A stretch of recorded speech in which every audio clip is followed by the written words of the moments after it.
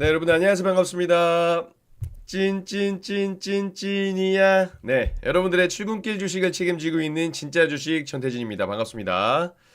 네, 경제시장님 안녕하세요. 자, 여러분들 오늘도 기분 좋게 인사하고 출발을 해야겠죠?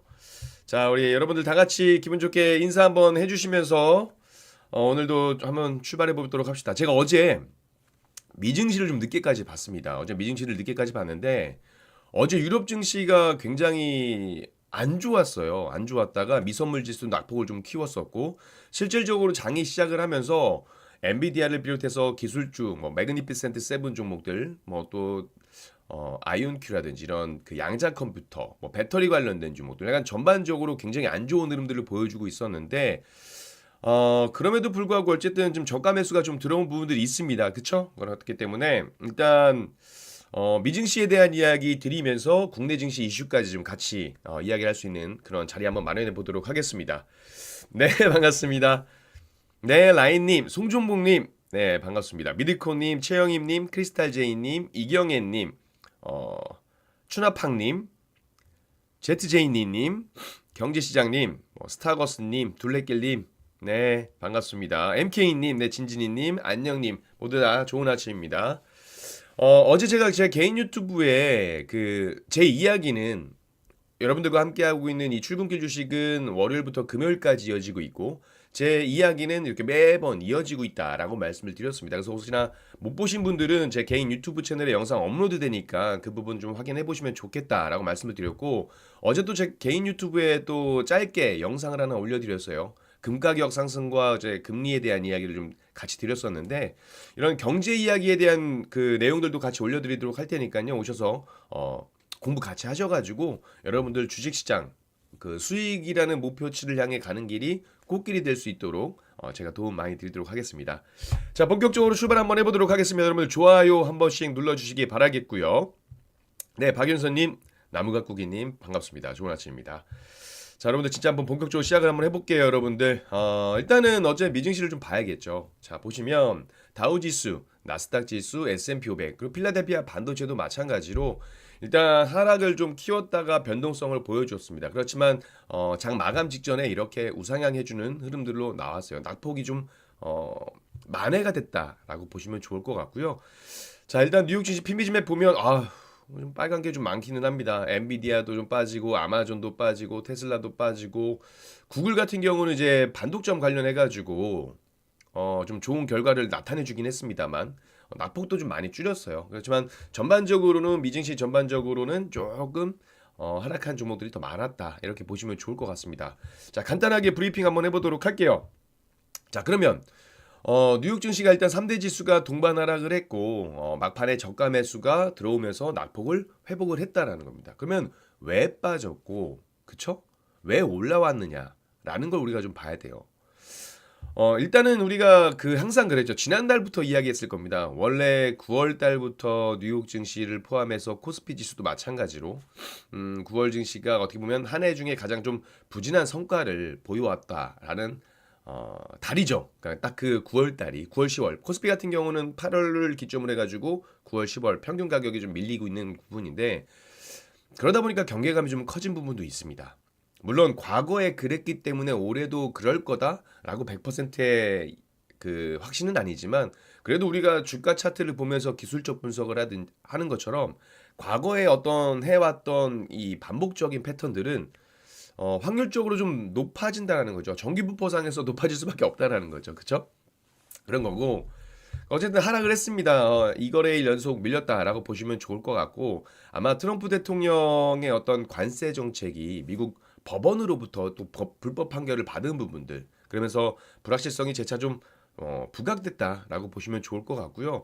그리고 많이 올랐었잖아요. 고점에 대한 부담도 분명히 주가에는 영향을 줬다라고 보여지고 있습니다. 다만 제가 말씀드린 것처럼 저가 매수가 유입되면서 오후 들어서 낙폭을 좀 줄였던 부분들도 있는 거고요. 근데 뉴욕 유가가 2% 넘게 급등하는 모습을 보여줬습니다. 뭐 중국과 러시아, 그쵸? 뭐 인도가 결집을 보여주면서 한미일과 어떻게 보면 중러 이렇게 북중러 이렇게 대립 관계를 보여주는 것처럼 어쨌든 자기들끼리 어떤 결집력을 보여주면서 러시아 우크라이나 지정학적 리스크도 되고 있고 중동도 마찬가지고 그리고 어제 보니까 베네수엘라 관련해 가지고 미국 이슈가 좀 있었죠. 베네수엘라에 뭐 미국 군함이 와가지고 뭐 1,000개의 뭐 미사일이 뭐 하고 있다 뭐 이런 기사도 나왔던 건데 이런 부분들도 이제 유가 상승에 영향을 줬다라고 보시면 좋을 것 같습니다. 그리고 제조업 구매자 관리자 지수도 발표가 됐는데 이거는 제가 다음 이야기 이슈와 체크 포인트 말씀드리면서 같이 이야기를 한번 해보도록 할게요. 어찌됐건 이런 이유들로 미증 시가 하락을 보였다라고 보시면 좋을 것 같습니다. 우리 증시는 어제 좀 그래도 그나마 좀 견주했었는데 아마 엔비디아가 하락을 했고 저가 매수에 대해서 반등이 나왔다는 게 부각이 되면 오늘 우리 증시 좀 좋은 흐름이 나와주지 않을까 생각되지만 일단은 전 경계감을 좀 가져야 되지 않을까 이렇게 생각을 좀 하고 있으니까 제가 계속 이런 시장에 대한 이야기들을 말씀드리는 것들 왜 그렇게 보는지 같이 공부해 보시면 좋을 것 같고 미선물 지수도 조금 약하죠. 그런 부분도 있습니다. 자 이번 주 체크 이번 주 이슈 이번 주가 아니죠. 이번 주 체크리스트는 지난 어제 월요일 날 이야기를 했던 부분들이고 어제 그러니까 개인 소비 지출 PC가 발표가 됐었고 그죠. 그다음에 이제 우리가 이번 주 이슈 체크 포인트를 한번 같이 공부해 보도록 할게요. MK님 오래간만에 인사드려요. 맞습니다. 오랜만에 뵙는 것 같아요. MK님 반갑습니다. 진진이님도 마찬가지고 진진이 반갑습니다. 박윤서님, 디노씨님, 이명환님, 네, 정혜진님, 그치그치님, 네 반갑습니다. 좋은 아침입니다. 자, 바로 또 이슈 체크해봐야죠. 결국 이 이슈들이 모여서 주가에 대한 방향성을 정할 수밖에 없다라고 보여지고 있으니까 여러분들 이 시간 놓치지 말고 주목해서 보셔야 됩니다. 아시겠죠? 자, 첫 번째 체크를 포인트를 말씀드리도록 하겠습니다. 유로존 CPI 그쵸? 소비자 물가지수 발표가 됐고 그리고 미국 ISM 제조업 구매자 관리 지수가 발표가 됐습니다. 일단 이 부분에 대해서 이야기 잠깐 드려보도록 할게요. 자, 유로존 20개국의 소비자 물가 인플레이션이 8월 달에 2.1%를 기록을 했습니다. 근데 이 보면 전월 달이 2.0%였기 때문에 전월 대비는 0.1%가 올랐어요. 그쵸? 속보치 같은 경우는 예상치와 같았고 변동성이 큰 식품이라든지 에너지, 뭐 주류, 담배 가격을 제외한 이 근원 물가 상승률은 7월 2.3%와 동일하게 2.3%를 기록을 했습니다. 서비스업 물가 상승률은 8월 3.1%, 그러니까 7월 3.2%보다는 소폭 하락을 했고 유로존 인플레이션이 이제 5월 1.9%에서 6월 2%가 된 이후에 거의 뭐 7월 변동이 없었습니다. 그죠? 이거를 왜 보는 이유가 좀 디테일하게 좀 봐야 될 것 같은데 여러분들 어제 독일 증시를 좀 보셨나요? 제가 어제 미증시 시작하기 전에 독일 증시를 보고 깜짝 놀랐어요. 지금 보시다시피 지금 이렇게 마이너스 2.29% 하락을 좀 보였었는데 독일이 월간 물가가 0.1%가 올랐습니다. 연 인플레이션도 1.8에서 2.1%가 됐어요. 뭐 프랑스도 마찬가지고 여러 유로존의 어떤 그 지표들이 계속 발표가 됐었는데 어제 유로스탁 같은 경우도 1.42% 크게 하락하는 모습을 보였습니다. 물론 유럽과 미국이 같은 조건이라고 볼 수는 없습니다. 그렇지만 글로벌 국가들의 어떤 이런 인플레이션 상승이라든지 경기 불확실성이 좀 강해지게 되면 주가에 반영될 수밖에 없겠고 미국도 그렇게 제가 견조한 경제 지표에 대해서 말씀을 드리긴 했습니다만 반대로 경기 불확실성에 대한 이야기도 그대로 나오고 있단 말이에요. 그렇죠? 그래서 이런 부분들을 좀 보셔야 될 것 같고 어찌됐건 금리 동결을 예상하고 있습니다. 금리 동결을 예상하고 있습니다. 여기에 또 미국 제조업 공급관리자협회에서 이제 발표한 제조업 구매자 관리 지수가 48.7%로 집계됐어요. 그러니까 전월 대비는 올랐습니다. 전월 대비는 올랐어요. 이거는 좀 긍정적이죠. 근데 시장 예상치보다는 하회를 했어요. 그러니까 시장 예상치보다는 안 좋았다라는 겁니다. 이게 뭐가 의미하냐면 이 PMI가 50을 기점으로 해가지고 50 이상이면 뭐예요, 여러분들? 경기 확장.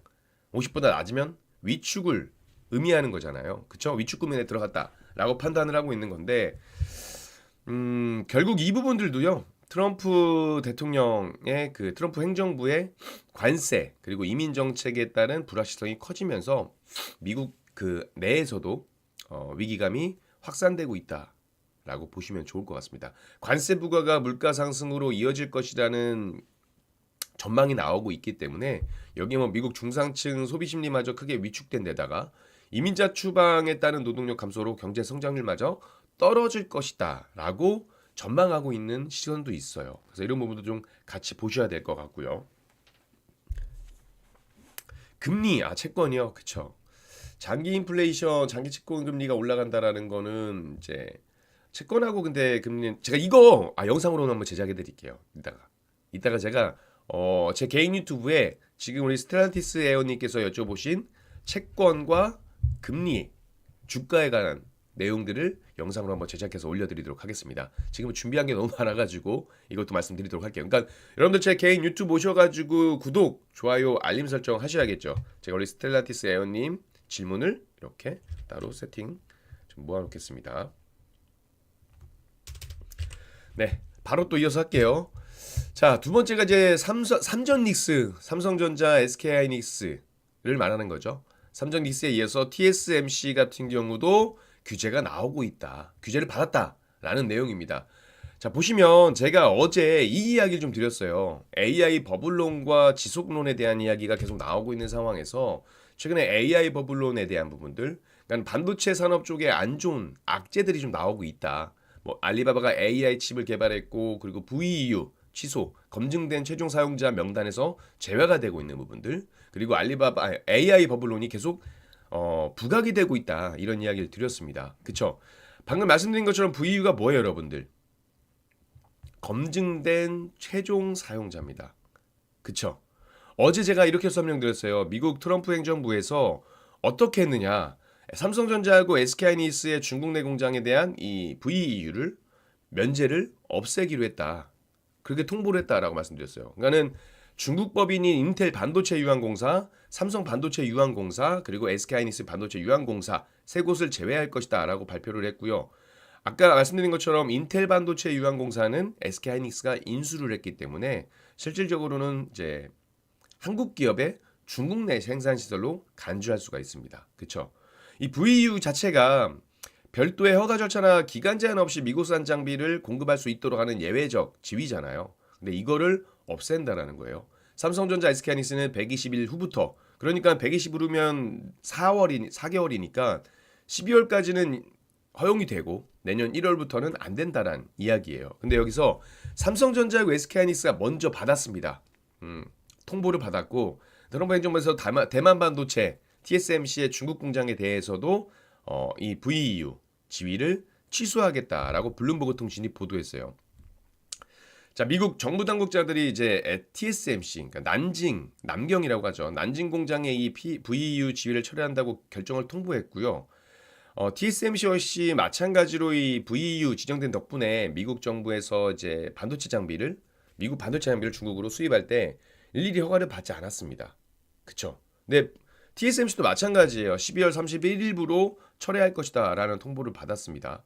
그러니까 같아요. 우리나라와 삼성전자, SK하이닉스 받았던 부분들을 이제 TSMC도 받는다라고 보시면 좋을 것 같으니까 비단 이 소식이 삼성전자와 SK하이닉스만의 악재는 아닌 거다. TSMC도 받고 있다라고 보시면 좋을 것 같습니다. 근데 이건 있습니다. 아무래도 이런 부분들, 그러니까 TSMC 같은 경우는 트럼프 행정부가 당초에 VEU 지정 자체를 관보에 게재하지 않았기 때문에 이번에 VEU 지정 철회할 때도 삼성전자, SK하이닉스는 관보를 통해서 이제 게재를 했잖아요. 근데 TSMC는 VEU 명단을 수정할 필요가 없었다라는 점은 이제 좀 다른 부분들이 있는 거고요. 아무래도 이제 앞으로 수출 통제 대상 품목을 중국 공장으로 수입할 때는 미국 정부 허가를 받아야 한다는 점에서 TSMC, 삼성전자, SK하이닉스가 중국 내 사업 불확실성이 좀 확대되는 부분 단기 변동성을 나올 수는 있습니다. 영향도 같아요. 그렇죠? 글로벌 반도체 산업의 핵심 국가가 어딘가요? 한국과 대만 빼놓을 수 없잖아요. 그렇죠? 중국 내 사업 불확실성을 키우고 있다라는 이제 우려도 나오고 있고, 근데 미국이 이제 그 이야기는 했습니다. 미국 당국에서 해당 시설들이 계속 가동될 수 있도록 필요한 라이센스를 발급하겠다라고 이야기가 됐는데요. 이게 조금 봐야 될 게요. 실제 발급할기까지가 대기 시간도 상당히 불확실한 부분도 있고요. 그리고 기존에도 일단 그 라이선스 신청이 많이 쌓여 있는 상태예요. 쌓여 있는 상황이다 보니까 조금 시간이 걸리지 않을까라고 생각을 하고 있습니다. 하나만 더 이거 좀 차이점을 말씀드리면 잘 보세요, 여러분들. TSMC의 중국 내 이 제조 기반은 상대적으로 좀 적은 편이에요. 난징에 아까 그 공장 말씀드린 것들, 그 해당 공장도 TSMC 생산 능력 전체 생산 능력에서 약 3% 정도밖에 차지하지 않고 있습니다. 그래서 실질적으로 대만 반도체 산업 경쟁력에는 그렇게 큰 영향을 주지는 않을 거예요. 그렇죠? 다만 이제 삼성과 SK하이닉스는 조금 더 우려가 커질 수 있는 부분, 물론 대우는 똑같이 받겠지만 중국 내 그 반도체 산업에 대한 그 범위가 크지 않기 때문에 TSMC는 그나마 좀 나을 거다라는 부분들이고요. 또 하나 더, TSMC가 이제 반도체 위탁 생산 관련해 가지고 올 2분기 처음으로 시장 점유율 70%를 돌파를 했습니다. 그렇죠? 이런 상황에서 이제 어떻게 보면 갑 같은 을이잖아요. 그죠? 견고한 시장 지위를 기반으로 해가지고 가격 인상을 본격화할 것이다라는 전망이 나오고 있습니다. 그래서 이 부분도 결국은 트럼프발 관세하고 미국 공장 증설 비용 이런 압박에서 벗어나기 위해서죠. 그런 부분들을 좀 상쇄하기 위해서 반대로 또 수익성을 방어하기 위해서 불가피한 조치다라는 분석이 나오고 있기 때문에 일단 TSMC 반도체 위탁사세 가격에 대한 부분들이 이게 좀 퍼지게 되면 삼성전자라든지 이런 부분들도 좀 좋지 않을까 이렇게 생각은 되고 있습니다. 저는 개인적으로 엔비디아 여러분들 잠깐 볼까요, 차트? 아, 이거 안 볼 수가 없네요. 그쵸? 자, 보시면 엔비디아도 어제 전반적으로 모든 종목들이 개파락으로 출발을 했습니다. 개파락으로 출발을 하고 올라가는 과정 속에서 이게 지금 기술적으로 지지를 받고 올라오는 부분이잖아요. 그래서 우리가 기술적으로 봤을 때 두 가지를 좀 생각해 볼 수가 있어요. 이 갭을 메꾸고 나서 다시 밀릴 가능성을 하나 염두에 두셔야 되고요. 아니면 갭을 메꾸고 나서 그대로 다시 한번 치고 올라갈 수 있는 가능성도 염두를 해 둬야 됩니다. 그쵸? 엔비디아 봤을 때. 근데 엔비디아 말고도 뭐 테슬라, 마이크로소프트, 그쵸? AMD, 마이크론 테크놀로지 이런 기본적으로 다 개파락을 하고 나서 메꾸는 그 갭을 메꾸는 흐름들을 보여줬기 때문에 저는 개인적으로는 이 갭을 메꾸고 올라갈 것이냐 아니면 좀 더 떨어질 것이냐는 좀 두고 하루 정도는 더 보고 봐야 되지 않을까 이런 생각을 좀 하고 있습니다. 여러분들도 그러니까 오늘 올랐어 줍줍이야 이런 관점에서 보시는 것보단 우리 주식 평생 하잖아요, 그렇죠? 차분하게 좀 여유를 갖고 보시면 좋지 않을까 이렇게 말씀을 드리도록 하겠습니다. 자, 뭐 어쨌든 TSMC 반도체 관련된 부분들 시가총액 상위 1위, 2위 종목이 삼성전자와 SK하이닉스다 보니까 이 이야기를 한 번 더 드렸고요. 두 번째, 삼성전자까지 끝냈고 세 번째입니다. 시가총액 상위 코스피 시가총액 상위 종목에 대한 이야기를 했으면 이제 반대로 코스닥의 시가총액 상위 종목 2차 전지에 대한 이야기도 좀 이야기해야 되겠죠. 근데 이 내용은 2차 전지라기보다는 조금 달라요. 일론 머스크 테슬라 CEO가 뭐라고 이야기했냐면요. 테슬라의 가치는 80%가 이제 휴머노이드가 담당을 할 것이다. 이렇게 이야기를 했습니다. 물론 이제 우리가 전기차 캐즘에 대한 이야기도 계속 나와주고 있었고, 물론 2차전지가 최근에 반등을 보여준 건 맞지만 제가 뭐라고 말씀드렸어요, 전에. 테슬라라는 어떤 기업의 어떤 주가의 방향성이 2차 전지의 흐름보다는 자율주행과 로봇 쪽으로 많이 영향을 주고 있다. 이 부분을 뭐 상반기든 지난해부터 계속 말씀드렸던 부분이 있습니다. 그렇죠? 아마 여러분들도 어느 정도 동의는 하실 거예요. 근데 그런 상황에서 이제 로봇 관련된 이야기가 나왔다라는 거죠. 자, 보세요, 여러분들. 최근에 국내에서 로봇주가 강세를 보였습니다. 아이러니하게 정부가 주도했던 노란봉투법이 통과되면서요. 노조 파업 관련 리스크를 높일 수 있다라는 우려가 나왔던 이 노란봉투법이 지난달 말에 이제 국회를 통과한 이후에 어떻게 보면 근로자를 대체할 수 있는, 그렇죠? 휴머노이드, 산업용 로봇 등 이런 로봇주가 강세를 보였습니다. 강세를 보였어요. 그러니까 결국에 우리가 이 AI 인공지능 시대를 맞아가지고 스스로 움직이고 추론하는 이 휴머노이드 로봇 개발과 도입이 탄력을 받을 것이다, 가속화될 것이다 라는 전망이 나오고 있습니다. 지금 모든 빅테크 기업들이 로봇 산업에 투자를 아끼지 않고 있어요. 엔비디아, 아마존, 빅테크 기업도 이제 제조 물류, 의료 현장에 쓰일 이제 로봇 두뇌 개발의 속도를 좀 내고 있고요. 주요 기업들도 마찬가지예요. 지금은 이제 제조 공장이라든지 산업용 로봇을 사용하고 있지만 반복적이고 이제 변수가 없는 작업에만 쓸 수 있는 한계라는 게 있습니다.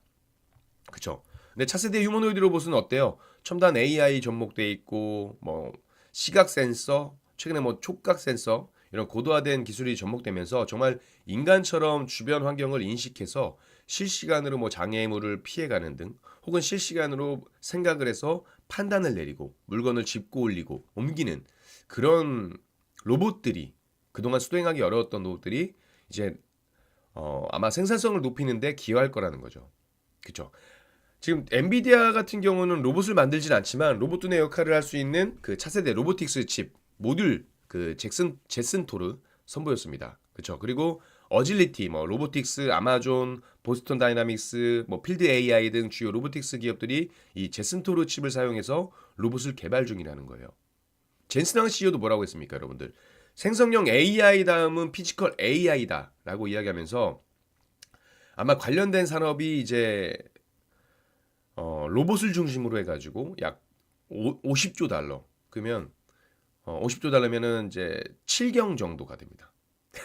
7경이에요, 7경. 7경 정도로 성장할 것이다. 라고 전망을 하고 있어요.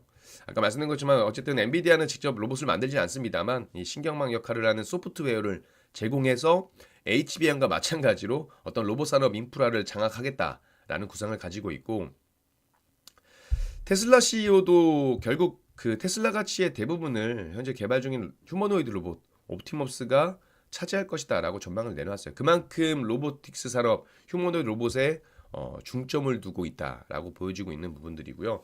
물론 이제 여기에는 조금 아이러니한 게요. 테슬라 같은 경우가 지금 뭐 그래도 견조하다라고 하지만 어찌됐건 전기차 세계 자동차 시장에서 판매 부진을 겪고 있는 것도 팩트잖아요. 그렇죠? 작년 동월 대비 12% 감소를 했고 중국에서만 해도라도 세계 그 신차 판매량 유럽에서 신차 판매량 같은 경우는 40% 정도 급감했던 모습들입니다. 그 속에서 어떻게 보면 새로운 어떤 동력을 찾고 있는 것이 아닌가라고 생각을 하고 있고요. 국내에서도 최근에는 저는 개인적으로 노란봉투법 통과가 되면서 와, 이 단기 변동성을 보여줄 만한 요소다라고 해서 로봇 관련된 종목들을 좀 방망이를 짧게 쥐고 공략을 해서 단타 쉽게 말해서 단타 단기 종목들로 좀 재미를 좀 보고 있었지만 아마 지금 정부 정책과 함께 노란봉투법에 대한 수혜가 로봇 산업으로 증가할 수도 있다라는 전망이 나오고 있는 만큼 관심을 가지고 보실 필요가 있습니다. 아시겠죠? 네, 조주현님, 김상린님 안녕하세요. 반갑습니다. 자, 마지막 포인트. 이것도 이제 제가 좀 전에 노란봉투법 이야기를 하면서 말씀 한번 드려야 되지 않을까. 지금 마스가하고 자동차 관련돼서 우려가 좀 강화되고 있다라는 부분들인데 마스가가 뭐예요, 여러분들? 한미 정상회담을 통해서 우리가 정말 강하게 어필할 수 있는 그 조선업이란 카드였고, 그쵸? 그 마스가를 통해서 한미 정상회담도 잘 마무리가 됐습니다. 그리고 한미협력 간 프로젝트에 대한 기대감이 나오면서 조선기자재, 그렇죠? 이 종목들이 이 섹터들이 주도주 역할을 했다라는 부분들이에요. 그렇죠? 최근에 HD현대 중공업하고 HD현대 미포 합병을 발표했습니다. HD현대 그룹이. 근데 중요한 건 뭐다? 노동조합이 어제죠. 2일날 합병에 반대하면서 파업에 나섰다라는 거예요. 그러니까 노조의 쟁행이라든지 범위라든지 임금, 뭐 근로조건, 구조조정, 뭐 사업 통폐합 등으로 확대한 이 노란봉투법이 빌미를 줬다라는 분석도 나오고 있습니다.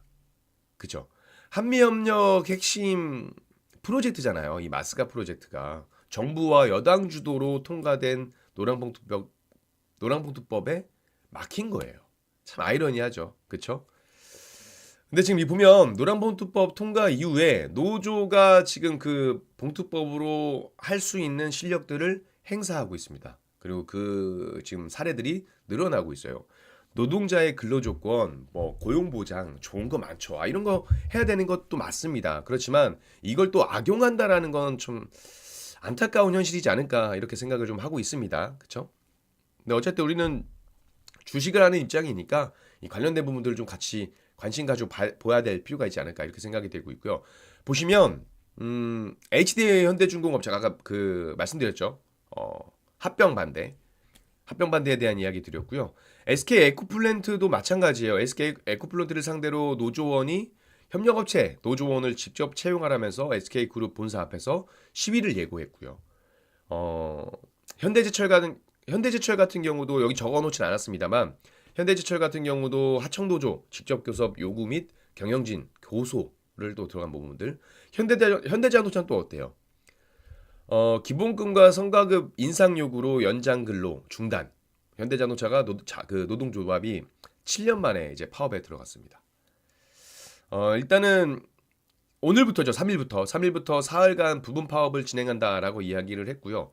올해 노사협상 쟁점은 임금 인상 규모하고 정년 연장이었습니다. 그래서 현대차 노사는 그래도 2019년부터 지난해까지 보면 한 6년 동안 파업 없이 교섭을 좀 마무리했던 바가 있는데 이번에 이제 7년 만에 파업을 돌입을 했다라는 거예요. 그게 부분 파업이든 전체 파업이든 간에 어쨌든 했다라는 이야기가 나오고 있고요. 자, 이제 뭐 그렇다 보니까 아까 말씀드렸던 로봇 관련된 종목들은 이 노란봉투법 때문에 수혜를 받는 섹터가 돼버렸고 노란봉투법 때문에 마스가에 대한 제한이 막힌 부분들 또 기업들에 대해서는 또 부담이 될 수밖에 없는 요인들이 됐다라는 거. 특히나 자동차 관련해서 현대차가 또 파업이 나왔다라는 거죠. 근데 자동차 이야기 좀 같이 연속해서 드리면 제가 어제 이야기 드렸습니다, 여러분들. 트럼프 관세 불확실성 법원에서 이제 연방항소법원에서 불법이다라고 인정을 했고 여기에 대한 이야기를 좀 말씀드렸습니다. 그쵸? 그러면서 제가 불확실성이 좀 연장되고 있다라고 이야기를 드렸어요. 여기에 대해서 추가적으로 이야기를 좀 드려보도록 할게요. 자, 어제 했던 내용을 잠깐 요약하면 결국 연방항소법원이 트럼프 대통령의 이 관세 위법이다라고 판결을 했습니다. 근데 제가 이렇게 말씀드려요. 이 판결로 인해서 무역 그 불확실성이 확대되고 있다라고 이야기 드렸어요. 한국과 일본은 그래서 자동차 관세 협상 속도가 늦춰질 수 있다라는 관측이 나오고 있습니다, 여러분. 이렇게 말씀드렸단 말이에요. 그렇죠? 지금 한국이 무역 합의에 따라서 한국산 자동차 그리고 자동차 부품에 대해서 품목 관세율이 25%에서 15%로 10포인트가 하향됐습니다. 조정이 됐어요. 근데 지금 한 달 넘게 관련 조치가 이행되지 않고 있습니다. 그렇죠? 그러니까 지금 4개월 동안 25% 고유관세를 막고 있는 거예요. 그래서 이게 뭐가 문제냐면 관세 인하에 따라서 3분기 실적 개선을 좀 기대했던 바가 있었는데 이게 부담이 될 수밖에 없는 겁니다. 합의문 채택이 늦어질 경우에 올해 3분기 약 1조 4천억 정도가 추가 관세 비용을 자동차 업계가 감당해야 되는 상황인 거고요. 이게 뭐 소비자에게 전가될지 안 될지는 나중 문제지만 일단 어쨌든 부담이 되고 있는 건 맞다라는 겁니다. 그렇죠? 합의문 채택이 늦어지는 건 뭐예요? 3,500억 달러 대미 투자 방식에 대한 한국과 미국 간의 이견 때문인 부분이 있는 거거든요.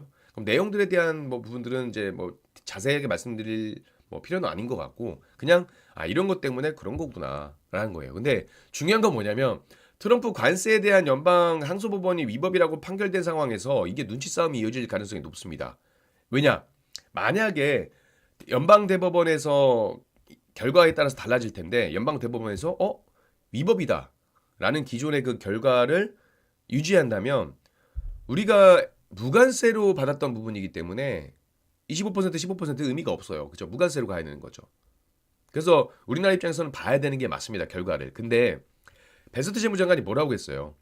연방 대법원도 아마 정부 쪽으로 좋은 결과가 나올 거고 그리고 플랜 B도 있다라고 이야기를 했습니다.